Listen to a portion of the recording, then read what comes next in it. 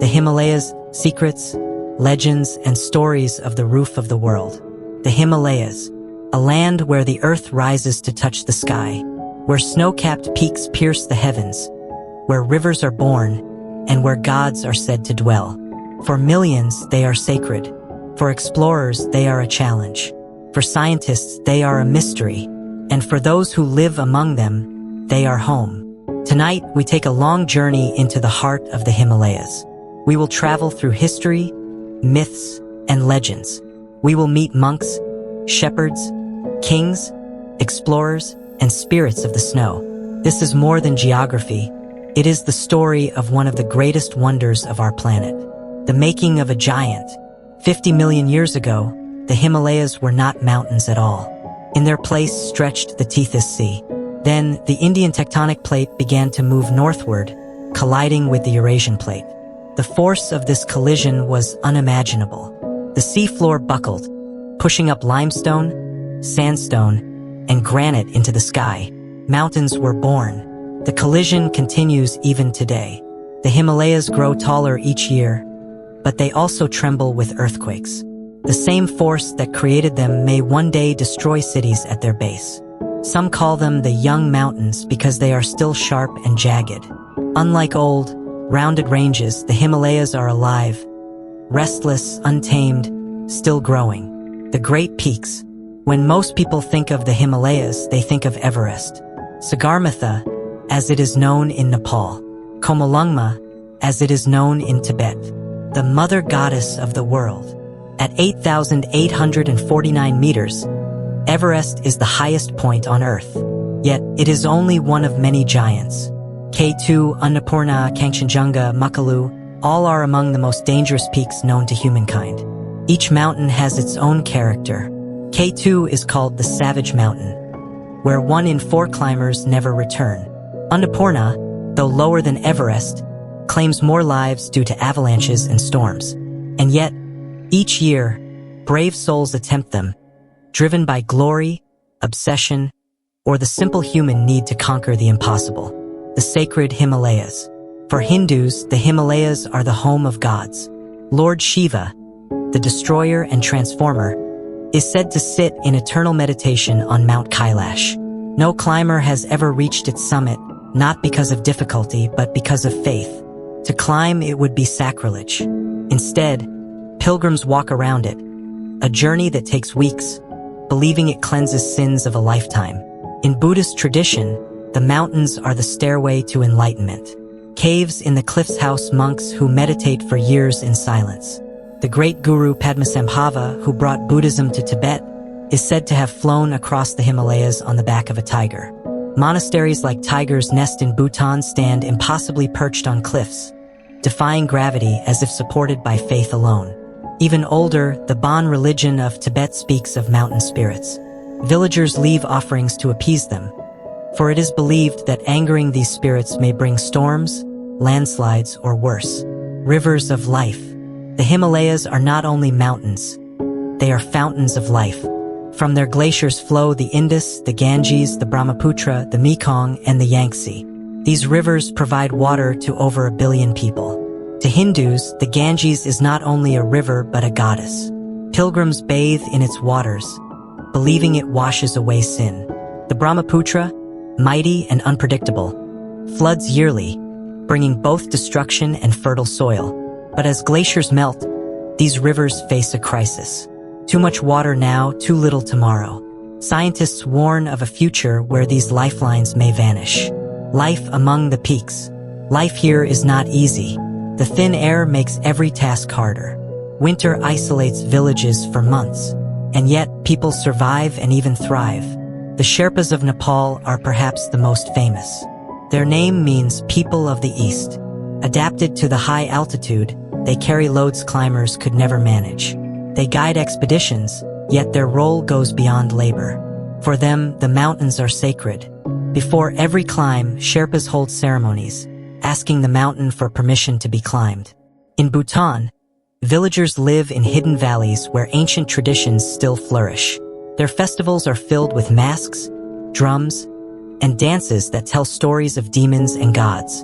In Ladakh, prayer wheels spin endlessly, sending blessings into the wind. Everywhere, the Himalayas shape culture, belief, and daily life. Creatures of the highlands. The Himalayas are not barren. They are home to some of the most elusive creatures on Earth.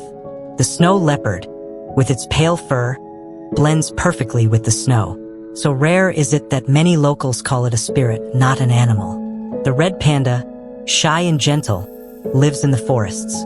The Himalayan tahr, a wild goat, clings to cliffs where no human dares walk. The mighty yak, domesticated long ago, is the backbone of mountain life, carrying loads and providing food and warmth. And in the skies, golden eagles soar, while the colorful Himalayan monal flashes like a jewel against the snow. Legends and mysteries. The Himalayas are alive with stories. There is the Yeti, the abominable snowman. Locals speak of huge, ape-like creatures roaming the heights. Strange tracks have been found in the snow, unexplained even today. There is Rupkund Lake, known as Skeleton Lake. Every summer, the melting ice reveals hundreds of skeletons. Were they pilgrims caught in a storm, or an ancient army that perished? The truth remains uncertain. And then there is the legend of Shambhala, a hidden kingdom of peace and wisdom, said to lie somewhere within the Himalayas. Explorers have searched for centuries, but none have found it. Is it a place or only a state of mind?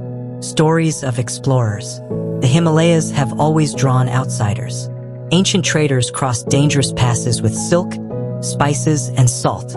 Later came explorers and mountaineers. George Mallory, who disappeared on Everest in 1924, left behind one of history's great mysteries. Did he reach the summit before he died? When his body was found decades later, the answer remained unclear. In 1953, Edmund Hillary of New Zealand and Tenzing Norgay, the Sherpa climber, finally reached the summit. Their triumph became a symbol of human determination. Since then, thousands have followed. Some succeeded. Many did not. Everest has been called the highest graveyard on Earth. Bodies still lie along its slopes, frozen forever. Dangers of the mountains. The Himalayas demand respect.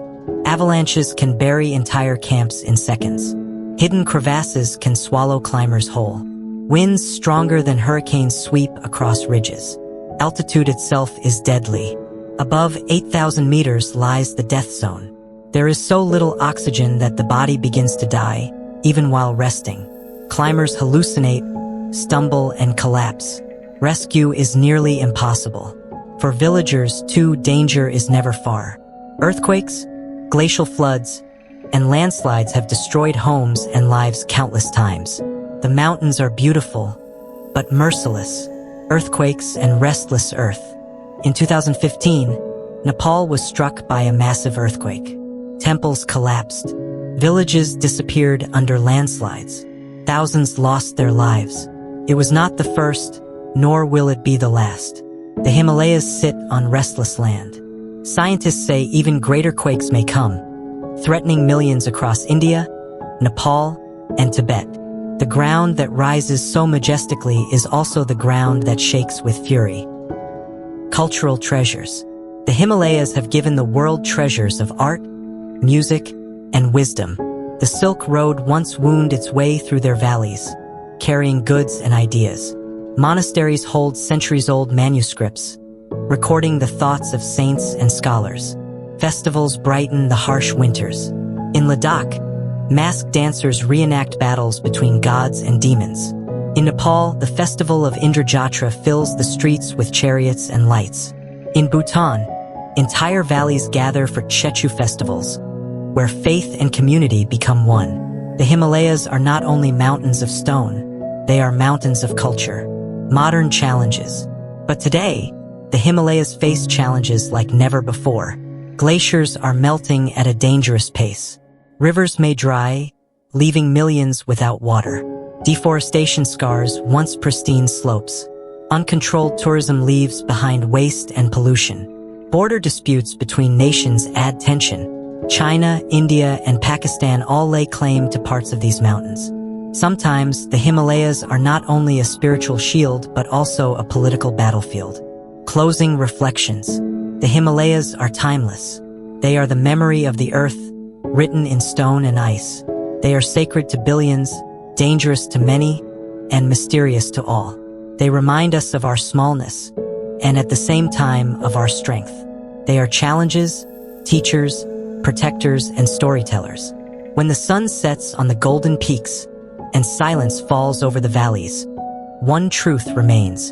The Himalayas are not just mountains. They are the roof of the world, and as long as they stand, they will inspire awe, fear, faith, and wonder.